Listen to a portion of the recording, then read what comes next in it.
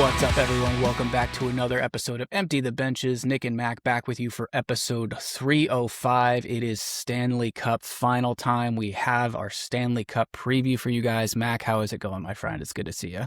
You know, it'd be going a little bit better if it wasn't the Vegas Golden Knights versus the Carolina Hurricanes in the Cup Final, but I think we kind of all saw this coming about a round or two ago, and it is what it is. So, we're gonna cover it, and we're gonna try not to complain about it too much. No, we're gonna try and be, positive about it. I know we've kind of ragged on the fact that this is probably gonna happen for about 2 or 3 weeks now, and it kind of seems like the general consensus from everyone is that they're like moderately annoyed at how shitty the Stanley Cup Final is. I think our good buddy Rick Rowley posted on his page. He called it the, and I quote, "Who gives a shit bowl," and couldn't have come up with a better name myself, but. It's definitely not the matchup that you or I would have chosen with a gun to our head at the start of the season. I mean, maybe if they asked us what's the worst possible matchup, it's just about this one. But we will try and not be too salty this episode, I promise. But just to get things going before we jump into anything hockey related, I hung out with some friends over the weekend, and in my group of friends, we're now at the point where like people have children.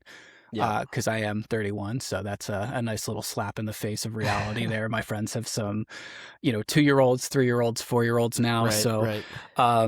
Was hanging out at a buddy's house out towards like Arnold, Annapolis area. They've got like a gorgeous home, gorgeous backyard, great little kid. She's super sweet. But I was saying to my friends who were also there that don't have kids, I was like, oh my God, like kids' toys now are so much better and cooler than when we were kids. What were they rocking with? It's just what was she playing with? I was just thinking about this little kitchen setup she has looks and functions like an actual kitchen basically. Whereas like the one I had was like 19 different colors, plastic that I guarantee. Easy bake ovens. And stuff. Stuff. It's like that kind of stuff. But it got me thinking, what are some of the like goated toys that you can remember from like your childhood or my childhood, like those late 90s, early 2000s? I mean, honestly, while we're on the subject, Easy Bake Oven was kind of sick. It was cool. That was one that my sister had, and we would use that a decent amount. We definitely had one.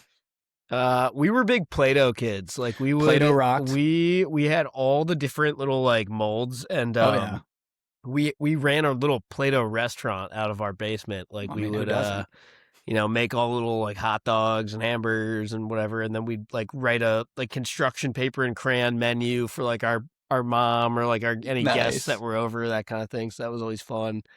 I don't think I ever had one, but I always was jealous of the kids that had the little like, it's like a little truck that you can drive basically, it's just like a little like 4-wheeler. Like the Power Wheels thing? Yeah, but it like it's not like, doesn't go fast. It's not like dangerous at all, but it's just like a fucking, I mean, you had to be pretty little to use it. Yeah. It wasn't for like. So I didn't have one. Like my parents never bought me one of those, but I did get like hand me down one when we were living in Cali. Like someone's like kids grew out of it. And my brother and I definitely whipped that around. And whipped, I mean, I threw him around in it. I mean, it goes like 4 miles an hour, if that.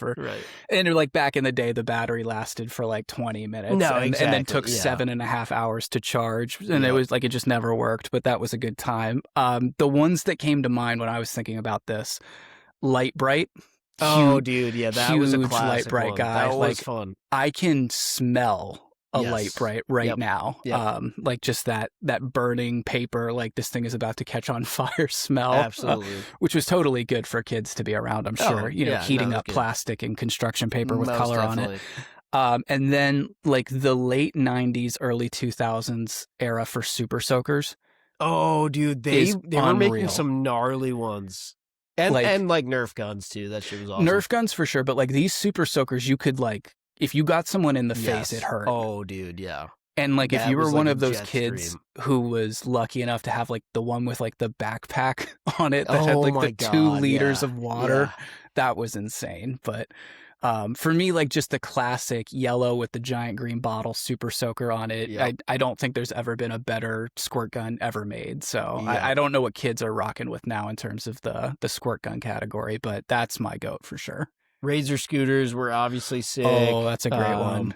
Pogo sticks I thought were really fun. Pogo sticks I used were to cool. fuck around with those. When I was living in Cali, it was like everyone knew who had what color Razor scooter, so you kind of wanted something a little bit different. Yeah. I think I had orange. That's good. But yeah, like the ankles were never the same after that. Oh, dude, the ankles. Yeah. Unbelievable. Speaking of ankles, you remember, I think it was called like Skip It? Oh, yeah.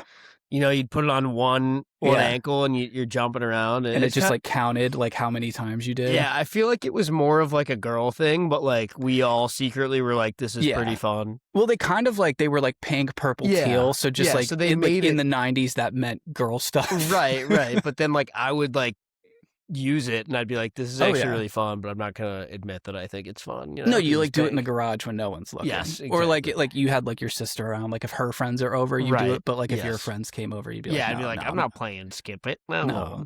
Get the basketball out. Like I don't want to beat my high score now. I mean, maybe later, but no, good times, man. We had some great toys back in the day. All I'm sure with, you know, asbestos and lead-based paint and microplastics in them. So that's a good thing. But par for the course. Moving into the hockey show, because this is a hockey show, and we have a Stanley Cup Final to preview. Just to put a bow on it, though, street hockey stuff was the best. Oh my god, the best toy there ever was. You know, that really is the answer. So Franklin and Milek plastic hockey sticks. Oh my goodness gracious! I'm just getting excited thinking about it. The like rubber plastic orange hockey puck that never slid and just rolled. Yeah, I never understood. It was like, you guys know we're playing on like a driveway, right? Why would not this... like a well-paved driveway or street? No, it's like a fucking choppy, gravelly, like, no, this doesn't make any sense. We always used to, actually for a while, we would use a tennis ball. Oh, nice. And when somebody had to play goalie, a lot of times it was me. I actually liked playing goalie in street hockey. It was fun.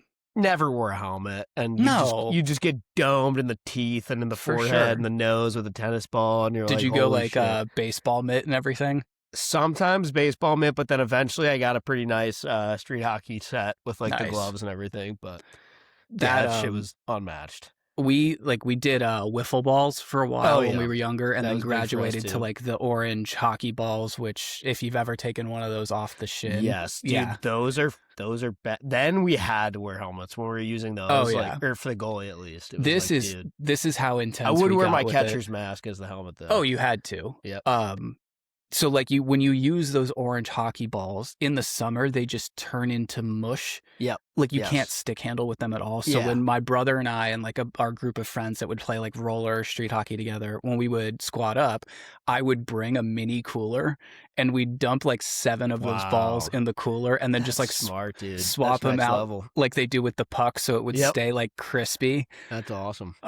So yeah, you had to put in the work in those Maryland summers with the humidity and everything. But moving into the hockey show. So I said at the beginning how we're going to actually say some nice things about the Carolina Hurricanes and Vegas Golden Knights. So I wanted to get this out of the way first.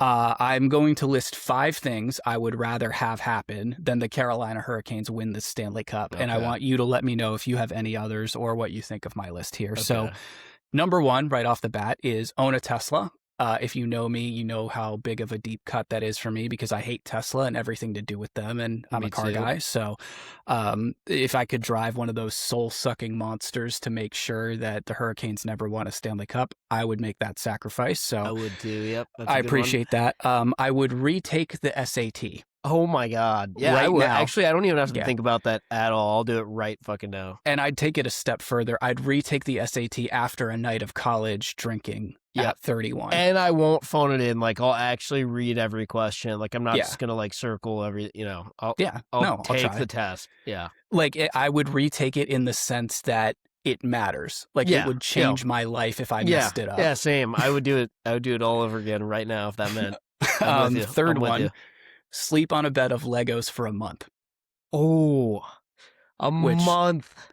I do love my sleep when I can get it. But if that's what I had to do. 1 month after it's over, you'd be like, dude, I'm very glad I did that. I'd sleep like a baby after I did it. Yeah, exactly. Nothing could matter to me more after that. And the sense of accomplishment, knowing that it meant that the Canes weren't going to win, you'd be like, dude, fuck yes. Yeah, fuck them. I'd be like, I'll do 2 months. Let's keep going. You're welcome, America. Like, literally. I did that for you. Number 4, the SpongeBob and Squidward toenail incident. If you don't know what I'm referencing, go look on YouTube. It is disgusting, but basically SpongeBob and Squidward are moving a couch. He drops it on Squidward's big toenail and just yanks it right off, and it is excruciating to watch. Yeah. And then number 5, I would do a week-long trip to Miami with New York Rangers fans, and only New York Rangers fans. So that is how far I'm willing to go to make sure the Carolina Hurricanes don't win the Stanley Cup. But now that I've put that out there, congratulations to them on winning the Stanley Cup. Yeah, right. Those are all good. Well done. Good list. Do you have any more that you thought you could add in here? Or? I mean, I almost just want to go back to like the questions I used to ask for QOTD, like some of the crazy ones. I would definitely drive my car around with a U-Haul trailer on the back. Oh, with the box trailer? Yep, I would drive that around for like I don't know if I could do forever, but I'd be willing to do a year of it. Okay. If it meant that the Canes weren't going to win. That's ever. still a lot, because like every time you park is an absolute Every time nightmare. you park, and also you can't really go above like 60 miles an hour on the highway. So that's a big fucking inconvenience. I remember when you posed that as the QOTD, and you, me, and Harry, I think it got to the point where you were like, would you lose a finger for your team to win the Stanley Cup? Yeah, I'm pretty sure it was like, we were talking about losing like parts of your body as the opposite, and I was pretty close to picking that instead of the U-Haul. If I could pick the finger or toe I lost, I'd absolutely do that for a second Stanley Cup. Oh, me too. Same. That's a no-brainer. Yep. I agree. I'd do a pinky or something. 100%. Pinky toe, maybe. Pinky toe. Yeah. You're not going to miss that. No one's going to notice. You have shoes on all the time. I'll relearn how to stand and walk and skate and all that. Exactly. There's PT. Yeah. Anyways, we have some news to get into, but before we do, I think you had a rant or a discussion about the Avs, if I'm not mistaken. I do, and this one actually, I got to give credit where it's due. This kind of comes from my sister. She called me after the Avalanche got bounced, and she asked me the following question and asked, "Am I crazy for thinking this?" And I said, "No, I completely agree with you," and I thought it'd be a good discussion question. I want to know what you think. Basically, she was saying, in the wake of their elimination, the Avalanche, everyone was kind of like quick to get on Twitter and get online and start talking about how like much of a failure it was, that, you know, that Avalanche team, how good they were this year, that they didn't get a cup, didn't have anything to show for it, whatever. And like people were talking about, you know, McKinnon and guys like that, and they're like, oh, he's only got one cup, whatever. And I guess basically the question was, how have we gotten to the point that now we're considering like only winning one cup as like a failure? And she kind of took it a step further to be like, it feels dangerous playing that game because we don't want to turn this league into the NBA. You know what I mean? Correct. That's a great point. It reminded me a lot of like the Giannis situation with the Bucks, where it's like people are like not willing to say that he's one of the GOATs because they're like, well, he's only got one ring. And it's like, dude, are we already taking for granted how fucking good our league is and how hard it is to win a fucking cup and how much of a privilege it is to just get one?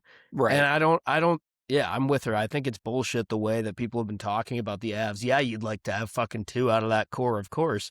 But if you don't, it's not a fucking failure. It's not like you should blow the whole thing up and fire the coach the second that they don't, you know, like I just think it's, I don't know. I think it's BS, and I think it is dangerous. I don't want to fucking turn this league into the NBA. I also think it's a product of like what we just saw with the Panthers. People saw them go 3 years in a row, win 2 in a row, and people are like thinking that's the norm now. That's not the fucking norm. It's not going to be. So, well, it's like, you make a great point. It's like you look at the Panthers, you look at Vegas, they went and then lost one and then won theirs. You look at Tampa, they went to 3 and won 2 of those 3. You look at like a couple years before that, the Penguins go back to back, and potentially could have gone for a third if they didn't get bounced by Kuzi and the Caps in 2018. But I agree with you. I've always hated that like team sports are quantified by how many championships the individual has won. And I know that in the NHL, like, you know, let's take Ovi, for example. Ovi retires as the greatest goal scorer of all time. It's very different if he does not win that one Stanley Cup. I'll absolutely admit to that. And I think that's made a huge difference. But Yeah, I don't love the fact that we're at the point now where it's like, how many championships did the individual win? We're Yeah. definitely at that point in the NFL, I think, with how saturated the Super Bowls have gotten. But Yep.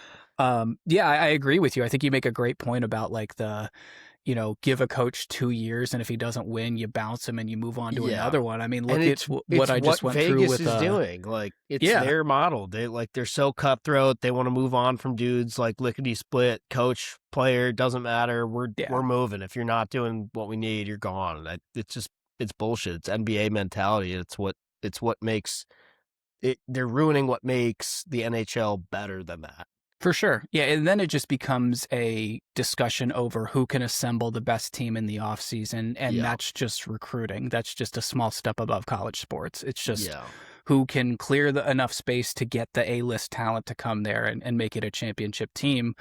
I mean, look at, great example. Look what I just went through for the last 5 years with Arsenal. They finished second 3 or 4 years in a row.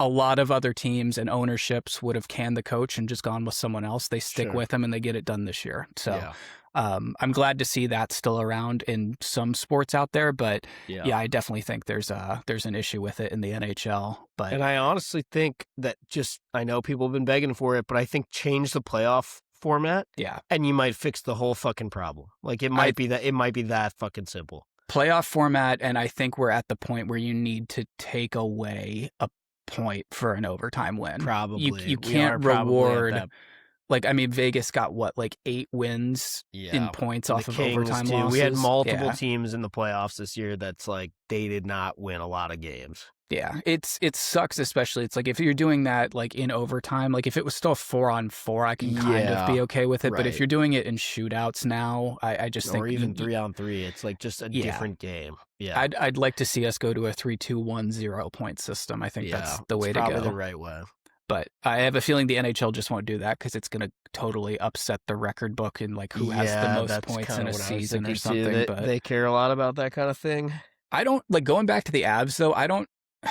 It's a bad loss for them. Don't get me wrong, but it's sort of on par with all the bad losses that every other President's Trophy winning team has had since 2013 when the Hawks won it last. Yeah, I don't even think it's really an embarrassing loss. I mean, it's not as bad as the Tampa one. That's for sure. I get that they got swept, but they made it to the conference final, and also Vegas is good. Like, it's a good team. Like, they lost to a good team in the conference final. And I know they got swept, but like, we talked about the scoring chances, the shots on goal. It's not like they fucking got the doors blown off. Like, they had a chance to win a couple of those games. Just, Sure. So, and their 2 best players were hurt, which we know has been a thing for a while. But everybody's hurt though. If they're at the point where they can't go, that's how you know it's serious, especially in the third round, because those guys. I mean, McKinnon would chew a hole in the bench to win that playoff series. So, right. Yeah, that is crazy. Real quick before we get into the news, let's just take a quick moment for a word from DraftKings. The Stanley Cup playoffs are here, and DraftKings Sportsbook, an official sports betting partner of the NHL, has a new customer offer. When the ice gets coldest, the best players in the world show you exactly who they are. Playoff warriors turn it up round by round, and DraftKings turns it up with them from the first round all the way to the Stanley Cup Final. Bet player props. Bet live. From the opening faceoff to the final horn, every moment matters. New DraftKings customers bet just $5 and you'll get $100 in bonus bets instantly. Gambling problem? Call 1-800-GAMBLER or 1-800-MY-RESET. New York, call 877-8-HOPE-NY or text HOPE-NY. Connecticut, call 888-789-7777 or visit ccpg.org. On behalf of Boot Hill Casino in Kansas, wager tax pass-through may apply in Illinois. 21 and over in most states. Void in Ontario. Restrictions apply. Bet must win to receive bonus bets which expire in 7 days. Minimum odds required. For additional terms and responsible gaming resources, see sportsbook.draftkings.com/promos. Limited time offer. Alrighty, let's get into the news from this week. There's not too much ahead of the Stanley Cup Final preview, but a couple things I wanted to touch on. First and foremost, I know our boy Anders is going to be very excited about this. Shout out to Pukomi and Finland for winning the World Championships over the Swiss in overtime this year. Did you get a chance to catch any of those games? I saw the highlights. He was talking my ear off about it and making sure I saw all the highlights. But how about that goal, huh? Hilarious. That was awesome. That kid's going to be a menace, I think. And everybody was saying it online today, but scoring the goal and still finishing your check after. Oh, yeah. Pretty fucking nails. I love it. Just sends 2 Swiss players on top of each other in the corner. It was hilarious. Also, if I'm not mistaken, I believe that's like the 3rd straight Swiss loss in the gold medal game or something like that for Worlds. They've been right there for a few years in a row. I do really wish that tournament was not during the Stanley Cup playoffs, because I feel like North America would just buy in so much more. Like, I mean, Canada talks every year about how they basically send a C team. Like, I know Crosby's over there. I know Celebrini's over there, but like... But see, that's the thing to me. If you've got Crosby and Macklin over there, you've got no excuses to try and say, like, I mean, they fucking lost. They didn't even medal, right? Yeah, I know U.S. didn't either, so I can't. Correct. Really they did not. Here, but like, and that's a great point with the U.S. team too. Like, I mean, you've got Ryan Leonard over there. Like, that's nothing to sneeze at. So, I wish it was something that was bigger over here. Obviously, with the way that the schedules work, I understand why it's not. But it would be so sick if that was like in September, and that was like the warm up to the NHL season. That was basically like a World for the Baseball guys. Classic kind of thing. Yeah, something like that. Then like, you run into injuries and stuff, though. I'm sure there'd be issues there with for sure ownership and whatnot. But yeah, it would be cool vibes wise. Absolutely. Real quick, something I wanted to talk to you about. The coaching situation in Vegas has been a talking point since they, pulled the rug out from under Cassidy at the last minute. They bring in Torts with how many games to go? It was like single digits. 10 or something. Yeah. Crazy. But so also the reports that have come out since that is that Vegas is preventing Bruce Cassidy from speaking with and potentially interviewing with other teams. So personally, and this is just me being me, I don't know if this is something in his contract or why they think that they can do this. I'm sure, they've got a reason why they think this is okay, but I think it's absolutely insane to do that. And I loved his comments being like, okay, so I'm not good enough to coach your team, but I'm good enough that you don't want me to go somewhere else and coach again. Exactly. And that's a perfect quote. It's brutal. And again, that just gets back to this Vegas, no loyalty, fully cutthroat. We don't give a fuck about any player, coach. We don't give a fuck about anything except winning. And we're willing to burn anybody that's going to stop us from they just have no fucking care. No. And it's hard to respect an organization like that. It really is. It makes it, I think at some point it's going to make it... Classless comes to mind. It makes it a challenge for you to bring talent in. Like, you're winning now, and that's great, but the second the winning goes away, that is going to turn around and stab you right in the back. I do take some solace in, I fully believe this team is going to be as dog shit as the Blackhawks for as long as the Blackhawks have been for the last, I think we're going to see... Maybe not next year, maybe not the year after, but it's coming eventually. And when it hits, I think that you're going to see at least 5+ seasons in a row of Vegas missing the playoffs and being pretty fucking abysmal. I mean, they've traded away every significant first or second round pick they've had. How many of those OG Knights are left? Is it just William Karlsson? It's Carlson. Well, there's 2. It's Karlsson and McNabb. Those are the only 2 that were selected in the expansion draft. Although the asterisk there would also say Riley Smith, because he was also selected in the expansion draft, but then he left, and then they traded to get him back. That's right. So currently, there's only 2 guys that came in the expansion draft and stayed, and that's stayed the whole McNabb time. and Wild Bill. That is crazy because that was not all that long ago. There's also only one player on the team they straight up, one or maybe 2, but one player that's actually playing and contributing, that's on the team that they drafted in the NHL draft, which I believe is Dorofeev. That sounds right. And every other player besides the 3 that I just mentioned in the expansion and in the regular draft, every single other player on the roster was either free agent signing or trade. That's incredible. I mean, clearly it's working for them right now. And I mean, hey, go for it while you can. It's crazy, yeah. But I am totally on board with you that I think those chickens are going to come home to roost at some point, and it's going to hurt them. But that's why, you know what? If they want to get one more right now with Nick Dowd, go for it. By all means. Yeah, that is absolutely crazy. Anything else before we move into our Cup Final preview here, or I'm just trying to stall so I don't have to say nice things about the Hurricanes. Yeah, we're basically there. Let's just do it. All right, let's rip this Band-Aid off. So just surface level, this is the third Cup final appearance for either team. Both teams, as of right now, are 1-1. They've been to 1-1-1, been to 1, lost 1. So, yeah, how are you feeling if you're either of these teams going into this Stanley Cup final? It's I saw some quotes today from like anonymous coaches and executives around the NHL, and there's a lot of different things said. A few of them were erring on the sentiment of like, I don't know, I just think it's the Canes' year. Like, I think they got a lot better depth-wise. It seems like it's Rod's time to shine, stuff like that. But the camp that one anonymous GM, I think it said something that I tend to agree with, which is just that both teams have been pretty impressive. But if you look at the Canes, and we've said it time and time again, but if you look at the Canes' path to get here, and then you look at Vegas's path to get here, Vegas just swept the best team in the league. And I just don't think that, say whatever you want about the Canes' opposition so far, but they haven't played anybody as good as Vegas. I think we can all agree that. So. Absolutely. I mean, it is crazy that we are in the third round and the Carolina Hurricanes have lost one hockey game in the Stanley Cup playoffs. Yeah. I mean, I know they've won 5 overtime games. So they have come close at times. Yeah. However, that being said, it is just absolutely nuts that they went through, 2 series worth of playoff rounds without losing. Yeah. And I know, like you said, it was to Ottawa and it was to Philly, who are probably 2 of the weaker teams in the postseason, which I think we all knew right off the hop. But yep. It is crazy. My thing is, like, I think I'll give the edge in goal to Carolina. The way Freddie's been playing, it's ridiculous. Okay. I definitely give the forward core edge to Vegas. I think their forward depth is ridiculous.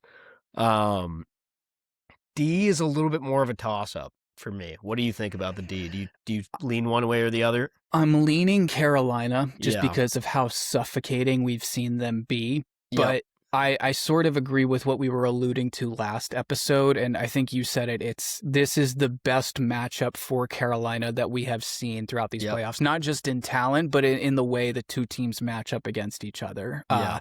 I was texting a little bit with our buddy Ryan Lott this morning, and he was saying, I don't expect a lot of goals. I just hope it's a really intense and back and forth Stanley Cup final. Yeah. Something else in this anonymous poll I saw was an anonymous current NHL head coach. That's all they said that he thinks his biggest worry for Carolina, he said something like, they've definitely gotten a lot better, but they're still vulnerable to the quick strike and they're vulnerable off the rush.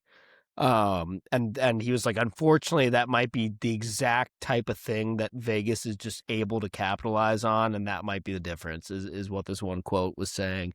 And I could kind of see that. I mean, like, yes, they suffocate. Yes, they shoot the puck a ton. We know how, we know the Hurricanes style of play over the last couple of years, but there is still something about, just some occasional rush goals that you're like, that shouldn't have happened, that they've given up this postseason. I think, in the way that we talk about Carolina with their swarming defense, you could say the same about the Knights with the way that their offense swarms. I mean, you think about just all the dirty garbage goals that team can score, not to mention they have the skill. I mean, we've seen what Marner's done in the playoffs. He's gone between the legs. We know what Eichel can do in pressure situations, but then you've got guys like, Dowd and Stone in front of the net just causing chaos all the time. I think that's going to be the interesting part for me, is seeing how Carolina handles both sides of that Vegas attack. Yeah.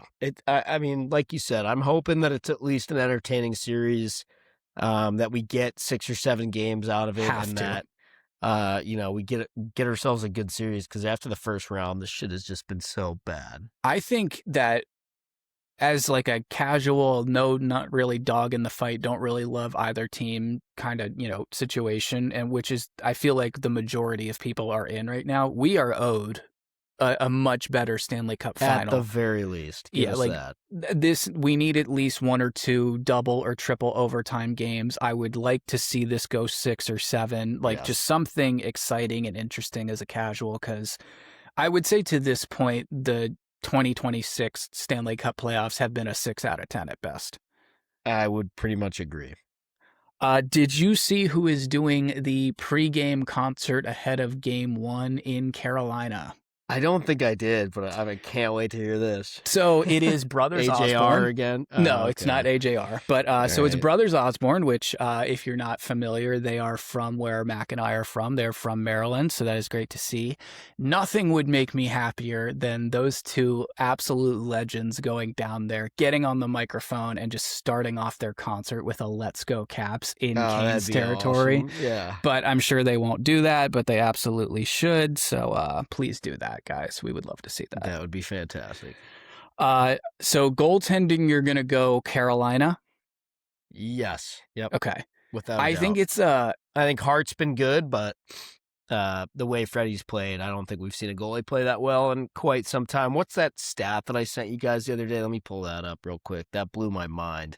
That was a very good one. I think this is an interesting goalie matchup. You have one who's just been in cruise control. You have one who's a little bit more battle tested. He's definitely had some ups and downs through the playoffs. It's been trending upward as of late, but I think just, obviously everything going on with that situation, it's definitely going to draw some eyeballs to this goaltending matchup.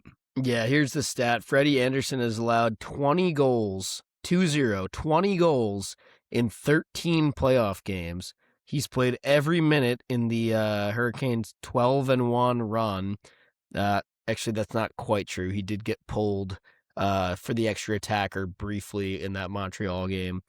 He has a shot to shatter modern records here. Fewest goals against that are even close here. 2012 for the Kings. Jonathan Quick had 38 goals against in 20 games.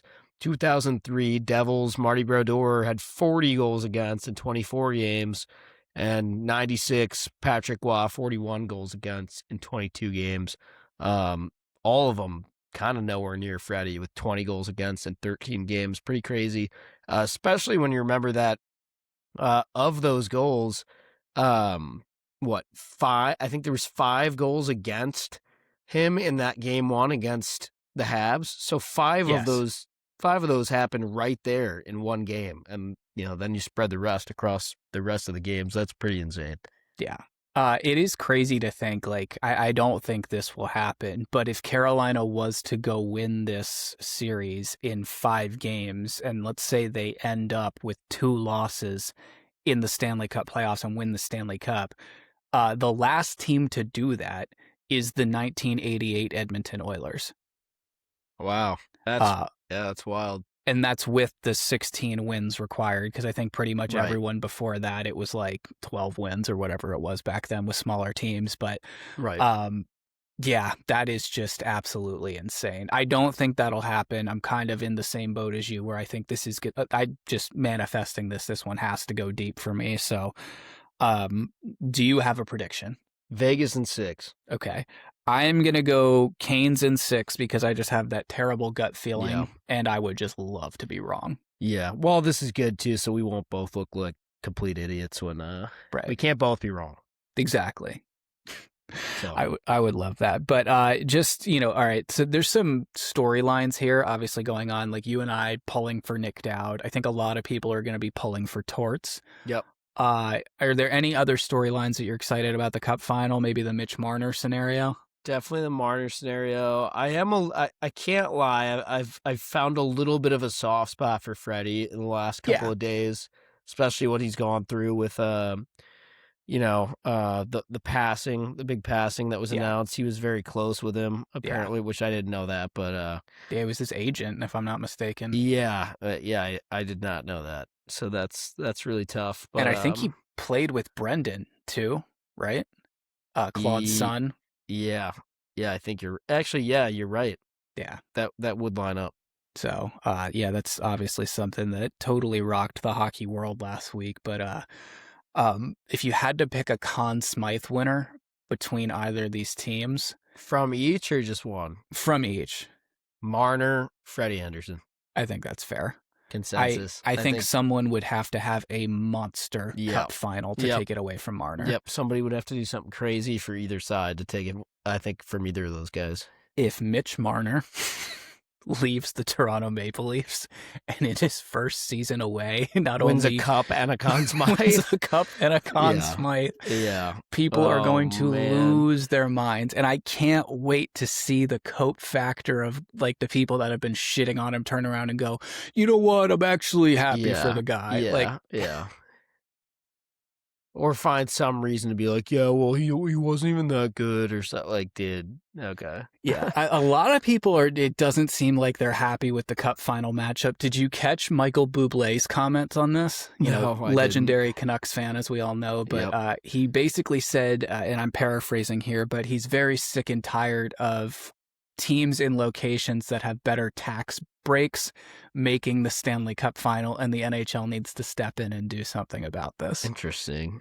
Because that's what's going to fix the Vancouver Canucks. Yeah, okay. All right, Mike. I mean, I get it. It's you look at it. You look at Florida. You look at Vegas. Dallas is really the only one that can't get it to work for them. So holy shit. I think there's definitely a point there, but I also think that's sports in general, man. That's the way it works, and teams have always found a way around it in the past. So I don't see why it's all of a sudden a problem now. Right. Anything else from the Cup final standing out to you? I don't think so. I'm ready for trivia if you are. Yeah, hit me. What do you got? All right. I have here a list of every player who has played for both Carolina and Vegas. There are 6 of them, and they're not particularly easy. Okay. They're all... Yeah, this is tough. They're all names for sure, but there's a couple kind of glue type guys, like, role player type guys, if that makes sense. Okay. So I can give hints if necessary, but right off the dome, does anything come to mind? Right off the dome, I'm thinking a lot of these guys are bottom 6 forwards. Am I mistaken there? Okay. And I just, for the life of me, can't even come up with a name to begin with. Give me like a hint on where some of these guys are from. Like if you could give me like a Canadian, American, Finnish, Swedish. Okay. There's one Finn that I know of for sure. Okay. I think almost every guy here, I think there's 4 either American or Canadian guys. Okay. I kind of never know which for some of those guys. Close enough. There's 4 North American guys, 1 Finn, and then what is this guy? I should know. I want to say Swedish. Let's see.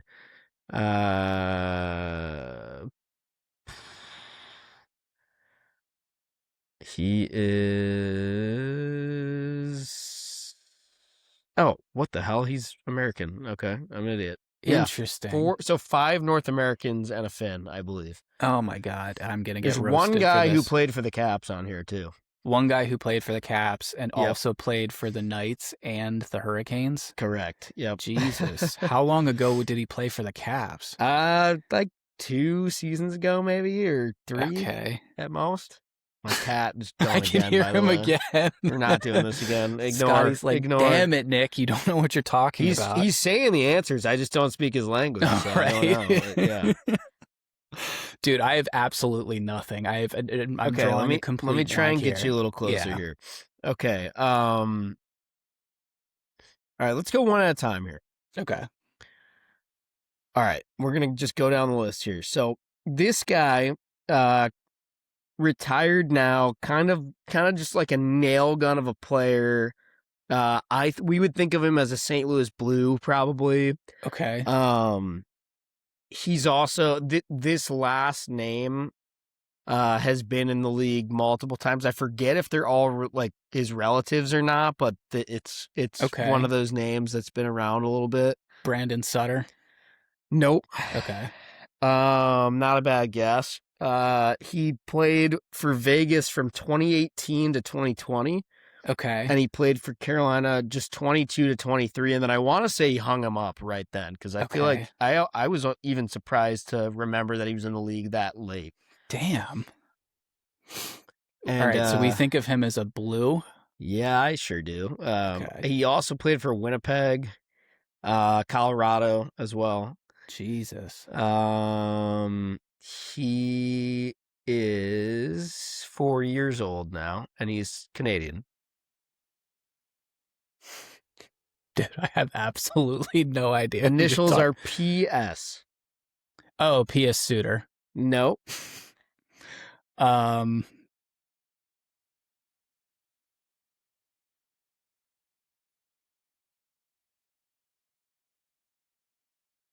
His first name you would hear sometimes after watching maybe an episode of like Jimmy Neutron, because the little guy would come on, the monkey Paul would. Stastny. Yep, there you go. God damn it! That's such a bad miss. Yeah. All right. Okay, Let's there's keep one. It moving. Yep. Okay. Gonna get better. Next guy. Played for the Knights from 19 to 25. Okay. From 2019 to 25. But was on the Hurricanes before that from 2017 to 2019. And now I don't know what is he not on? Hold on. His last name, he's a this guy is a center. Okay. And he's actually on the Avalanche now, which I forgot about. On the Avs, won a cup with Vegas, and then came to Carolina. Nope, he started in Carolina. Oh, okay. Which I actually didn't even know that. And looking at this, it looks like he played 7 games in Carolina over 2 seasons. Okay. Then he was on the Knights for like a while, and then he had a cup of coffee in Toronto, and then looks like he got moved to the Avalanche at the deadline this year. Okay, wow. From forward? Toronto. He is a center. Gotcha. And he is Canadian. Oof. He's a big rig. He is kind of, probably like a 4th line center kind of guy. And he's Nick Waugh. Yes. Nice. Good work. There we go. All right. Next one is the Capital. This guy was on the Knights from 2018 to 2022. Okay. And then he was on the Canes from 22 to 23.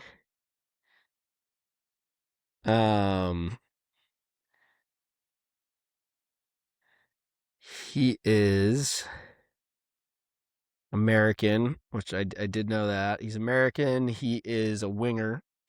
He's 37. I think he's currently on the.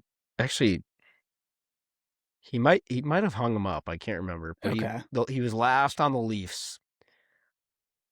But he was with us 23-24. I know who this is. This is Patches. Yes, correct. Yeah, there we go. All right. Moving along. Here's the Finn. Okay. I love this guy. I think he's just a classic, like you might acquire him in like franchise mode when you're playing Chell. Our buddy Anders loves him because he's Finnish. He kind of has like you might think of him as a Swede because I think he's one of those Finns that lived in like the territory that's more like closer to Sweden or whatever, and he kind of looked like Halla. Yes, yeah, yep. All right, you got 2 more. We're gonna crush this. Okay, we're picking up some steam now. This is a good comeback. Yep, a D-man that was on the Canes from 2015 to 2018, and then is now on the Knights ever since 23. Ever since 23. Where did he play in between that? Let me find out.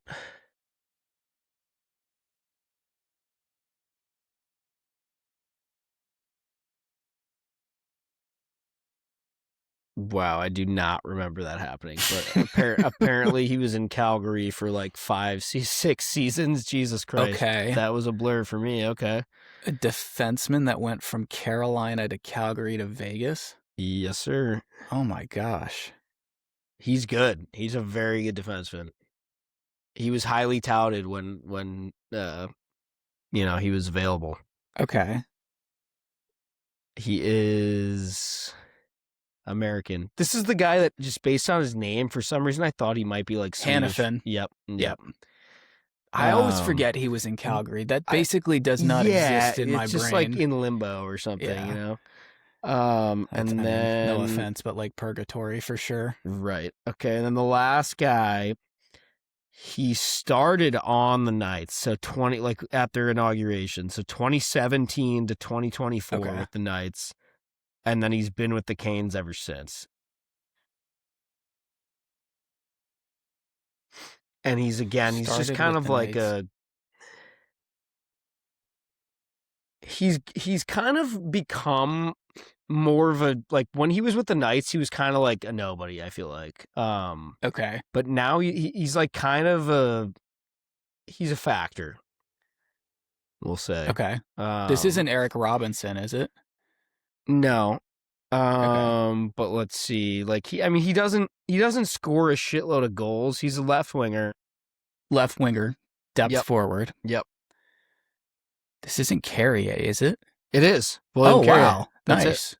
That's all of them. Wow. Yeah. Okay. So took the long way around. Not bad though. I told you these are hard. I don't blame you. These are hard. So. That was a tough one. A lot of those guys, like you said, like Hanifin being in Calgary, just went dead in my mind. Yep. I mean, no offense to Max Pacioretty, but like that feels like it was 10 years ago already. I agree. From when he was on the Caps. So it was so funny when you said former Capital. I'm like, did Joel Edmondson play for the Vegas Golden Knights? Yeah, that would make some sense.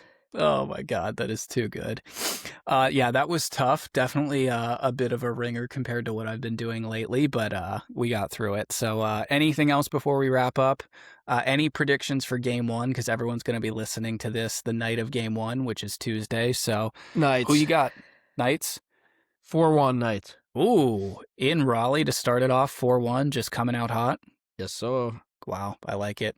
I am going to go 4-3. This one goes to overtime, and I'm going to say Carolina gets it done at home. Okay, wow, another OT win for them, huh? Yeah, that luck has to run out at some point, right? Yeah, I hope so, man. Sweet. Well, guys, we will have some great content coming out for you across the Stanley Cup Finals. Mac will be in Maryland starting Friday, so a bunch of fun stuff coming your way, and there might even be some content from a wedding coming up. I don't know. Who knows what's going to happen, but we will see you in the next episode.